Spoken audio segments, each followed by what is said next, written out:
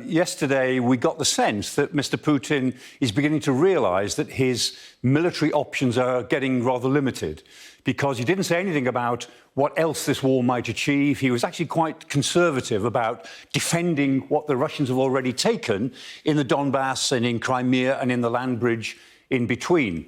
And he was, in a sense, I think, probably softening up the Russian public for the idea that they've got to get used to this. This is going to go on for quite some time. And what that means for the Ukrainians is that they have got to be prepared for air attacks that will also go on for quite some time. Overnight, Luhansk was attacked apparently 22 times, and we're all looking at the attacks on Odessa. 7 missiles fell on Odessa overnight.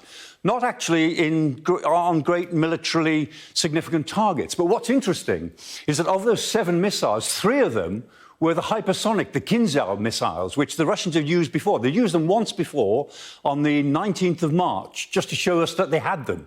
Last night, they used 3 of them on targets that were of no great military significance. Perhaps they're just trying to show us again that they've got them. But it seemed odd. It seemed a rather expensive way of destroying targets of no great military value.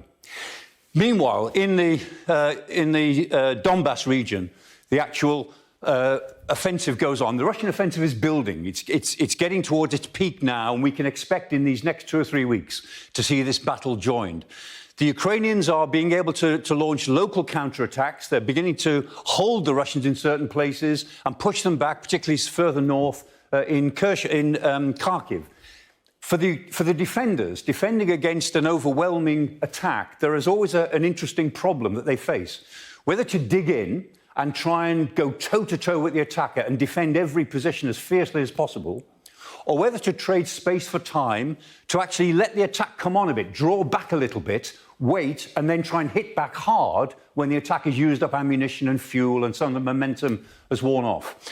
There's no right answer to that question. That depends upon time and chance and the circumstances and what the local commanders decide.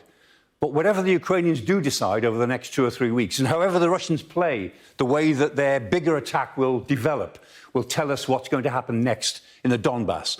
And what happens next in the Donbass between now and, I guess, the end of this month will go back to President Putin, and that will determine how much room for manoeuvre he's really got, what his military options really are, because so far they don't look terribly good.